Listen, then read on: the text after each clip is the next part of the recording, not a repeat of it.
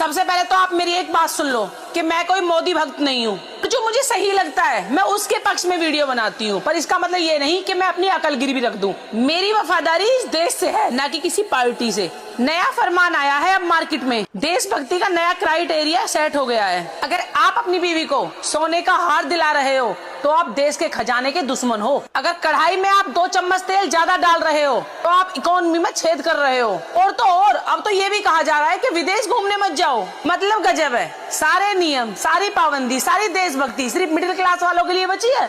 और अमीर आदमी प्राइवेट जेट में बैठकर पूरी दुनिया नाप दे, उसमें कोई पाबंदी नहीं। लेकिन एक मिडिल क्लास आदमी अपनी पूरी जिंदगी की जमा पूंजी जोड़कर अगर एक बार विदेश घूमने का सपना देख ले तो उसे कहा जाता है कि बेटा घर में बैठो, देश का पैसा बाहर जा रहा है। ये तो बड़ी अजीब बात है। मिडिल क्लास आदमी टैक्स भी दे और अपनी इच्छाओं का गला भी घोटे। मोदी जी, हम आपका सपोर्ट करते हैं और दिल से करते हैं, लेकिन ये क्या बात हुई? मतलब अब आम जनता अपनी दाल में तड़का देश की जीडीपी देख के लगाएगी? आप बोल रहे हो कि सोना मत खरीदो, तेल मत खाओ क्योंकि देश का खजाना कम हो रहा है। अरे मोदी जी, ये बताओ, जो पिछले 10 सालों से मेक इन इंडिया का ढिंडोरा पीट रहे थे, वो क्या सिर्फ म्यूजियम में रखने के लिए था?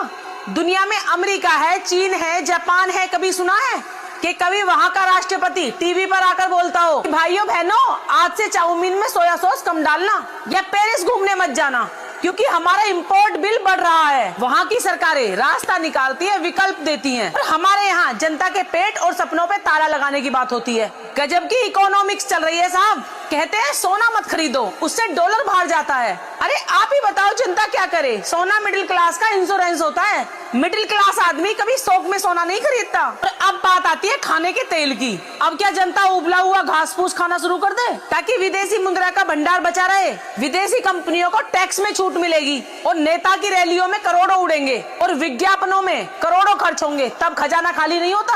अब एक आम आदमी घर के लिए तेल खरीदता है या फिर कहीं घूमने की सोचता है। ये तो वही वाली बात है ना कि खुद तो राजा की तरह रहो और प्रजा से कहो कि बेटा कल से पानी पीकर सोना, क्योंकि राजा साहब को नया महल बनवाना है। मोदी जी, हम आपके साथ हैं। अगर देश को सुधारना है तो नीतियाँ बनाइए, जनता का निवाला और उसके सपनों को मत गिनिए, वरना कल को कोई ये भी कह देगा कि ज्यादा ऑक्सीजन यूज मत करो, ये हमें पेड़ लगाकर फ्री में नहीं मिल रही।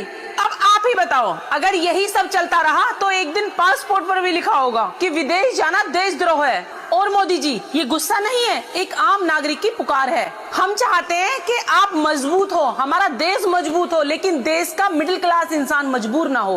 और अंत में मैं अपने ऑडियंस से एक बात पूछना चाहती हूँ, अगर आपको एक नीति बदलने का मौका मिले तो आप सबसे पहले किस टैक्स या किस पाबंदी को खत्म करोगे?